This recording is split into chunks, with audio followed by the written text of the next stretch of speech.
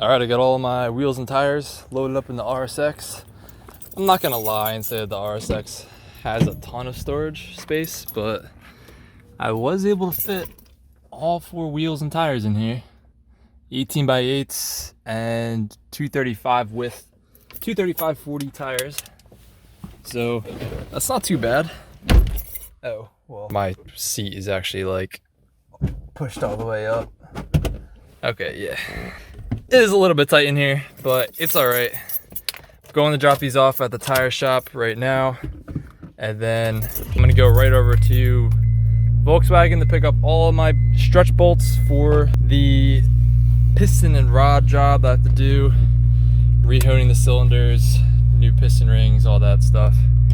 It's a very hot day today in New Jersey. And of course this car doesn't have AC, so it should be fun. Doing a lot of driving. Thankfully I live pretty close to a tire shop because I am really up close to this wheel. And I'm not sure if I ever showed you guys this, but I'm so tall I don't really fit in this car. So my head is actually hitting up against this right now. So yeah, this is super uncomfortable. All right, got those dropped off. Hopefully the video quality is all right on this. This is on my cell phone on the front facing camera, so it might be trash. All right, stopped home real quick to grab my nicer camera. I'm just gonna cover up this tire. This is the only tire I'm not using. Actually has a really good life on it. Looks like it's like pretty much brand new. But I don't want it baking out here in the sun. Should probably put it in the garage, but instead, I don't feel like doing that. So I'm just gonna do that. Okay, so on our way to Volkswagen. Check out these Walmart tires, fool. Yeah, buddy.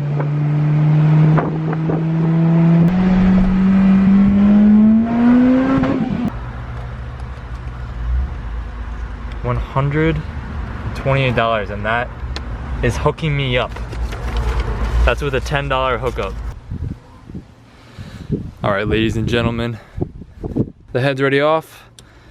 The pan is going to come off and the pistons are coming out. I'm then going to rehone all 4 cylinders because as you can see, the back side has those vertical marks. So it lost its crosshatch. So I'm gonna do that on all 4, put new rings in, check the gap, make sure the gaps are where I want them, and reinstall everything. Enjoy the game. He just went out of Nick Nider's That looks nasty. Jeez, what is that? First major league batter that he goes up against. Does not look good. First pitch low and away. He's a second-round pick of the Mariners back in 2015. Came to the Beetle in there? trade back in rated by Baseball America as the prospect in the Miami organization. Here's the 1-0. Again, low and away. Looks like Evaldi has the same motion as Evaldi, doesn't have the same stuff. No. Henry Rowan-Gardner. Scooped up by Miguel Rojas, his throw across Kingery retired 6-3, and so Nick Neidert has his first time as a major leaguer. 1 away. Big black plastic pieces. I'm not sure what those are from. Got some more of them right there. Some more over here. There's a good change up. What the hell? The mystery continues with this motor. A lot more black shit over here. Holy crap, look at all the black, it's black pieces. 0-1. And that one drops low. What is all this shit? The pitch heads in the dirt, skips all the way back to the screen. 2-1. Let's see if this stuff is magnetic. I don't think it's even metal. I think it's plastic. It's crazy. Look at this one up here. There's a plastic piece that goes right here, actually, in the underneath the oil pan assembly. Sorry, the balance shaft assembly. It goes right here. So I'm not sure if part of this thing broke off somehow. I don't know how. Unless the shop was that aggressive, like trying to put the oil pan on, that they smacked this and broke it. I think that's very, very unlikely. Other than that, I don't know where else the like the closest pieces of plastic are. Taking a look here, I don't see any broken plastic pieces anywhere. Like I said, I wasn't really expecting to, but at the same time, I don't know where else there is plastic in the bottom end. So I'm gonna have to continue to take a look as I take this thing apart. Don't see anything at all. That piece looks fully intact. Oh, there's this plastic piece too. I forgot about this cover. No, this guy looks fully intact too. Let me go grab a magnet, but taking this cover off was gonna be the next step anyway. Take that cover off so that we can take the oil pump sprocket off, and then we'll continue here. Oh, there's some plastic here with the tensioner, but I don't see anything missing there either. When Hatfield's on the grill, you're guaranteed to get flavor. Hatfield is dedicated to making game day franks and soft marinated loins and chops for all of your family's game time needs. At Hatfield, we bring the highest. Let's see if there's any metal in here. And we're flaunting it. There's never been a better time to think about it. I'm a little bit scared of what I'm gonna see here. Yeah, there's a bunch. Doesn't look like this piece broke either. This guy's curved. It does seem to be the same thickness as that piece. It's very, very odd. The part number on this one, 06F103, doesn't tell me anything because all the part numbers start with that. Maybe I can like put these together. Alright, so I have to compress this little tensioner guy over here, bring it over here so that that hole will line up with the hole back there, and then I can stick a little Allen key in there. As you can see, that completely detensions this tensioner, and then I can get this sprocket off. There's a T45 right there.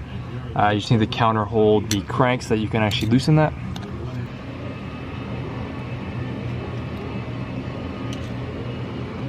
And it looks like the shop actually stripped that guy, so that's going to be pretty difficult to get off. So that sucks. Fuck, damn it, dude. That bolt is supposed to be replaced every time. That shop should have replaced that. As you can see, it's nice and stripped out. It's pretty bad, honestly. It's yet another bolt that was not replaced by the shop that should have been replaced. Yeah, dude, I can't get that out. I'm also turning that assembly in there, which is pumping oil out on the bottom of it. So I'm either gonna have to try to jam a T50 in there or just start drilling this guy out. Yeah, T50 is absolutely gigantic. I'll give it a couple more tries here before I start drilling it. Come on. So here's my bolt extractor set. I still got one of these guys still on here. I was never able to get this guy off. This was for my cam adjuster bolt. This thing is stuck on here. That thing was an absolute pain in the dick to get out. And I've tried to get this thing off numerous times. I can't get it off. But thankfully I don't need that size. I'll just grab something much smaller.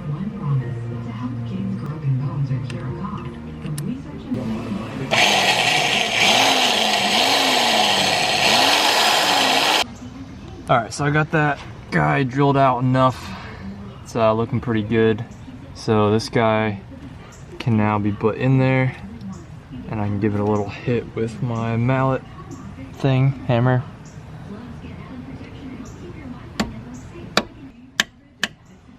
Alright, now the issue is this little end piece is so tiny. I'm not really gonna have a good combination of sockets to use, but a 6mm does work over that. The only issue is that I'm not gonna be able to get enough torque with a 6mm. See, the 6mm 12-point works, but now, oh, actually it skips. So that's not good. It's not gonna work. All right, I might have to drill this out bigger so I can use one of the other ones. I don't know. I'm not really sure how to get this off right now. All right, so I tried this little guy, wasn't working. Not really sure why, but it was just kind of spinning instead of actually grabbing onto the bolt. So I decided to drill out bigger, so I can use this bigger guy. So I was drilling it, and look what happened. Yeah, looks like the drill bit was a little bit too big for the bolt. So what could have easily happened is I could have easily drilled now into the actual assembly in here, the balance shaft assembly, so maybe the threads in there have now been drilled out. So that is certainly not good. I'll have to take a look in there after I vacuum everything out, see if that's the case. The sprocket comes off, so I'll pull that guy off. Yeah, the rest of the bolt is still in there, so I still have to figure out how to get that out. Hopefully this guy comes right out without any issues. Oh, it's spinning. No, the whole oil pump is spinning. Shit. Nah, that guy's not coming out. I'll have to lock the oil pump. Not even sure if you can lock the oil pump. Now you can lock the balance shaft assembly by sticking a screwdriver in that hole, I believe. But that's not going to help me because I have the balance shaft delete. So balance shafts don't move anyway. Yeah, there's no way to lock up the oil pump, I don't think. Alright guys, so basically that guy doesn't want to come out. The bolt is still mostly in there. Tried messing with it for a while, doesn't want to come out. What I'm thinking I can do is just go grab the other balance shaft assembly that is in the other motor that's at the shop. This is the balance shaft assembly that came in the motor I bought, so I'm still running the same block, same balance shaft assembly, oil pump assembly, whatever you want to call it. But I still have my OEM one, which should be fine. I actually don't know. It should be fine. The problem with over revving is usually that the balance shaft assembly seizes and then the oil pump seizes. I don't think that happened. I guess it could have happened. But either way, I'm deleting the balance shafts anyway. In the oil pickup tube, there's more of that plastic shit. That is so weird. I don't know what the heck that stuff is. It's all up in here. There's a bunch of it. Yeah, I guess that's more reason to use the other one. I mean, this can be taken out and cleaned, but at the same time, if I'm just gonna replace this, the thing is, like, I can get that out probably. It's just difficult since there's nothing to like counter hold the pump. But is it worth the effort since I have an entire assembly at the shop that I need to go pick up anyway, along with my old pistons and rods and a bunch of other stuff? You know, like, I need to go and grab all that stuff anyway. I might as well just grab the other one, and yeah, I could just throw that on.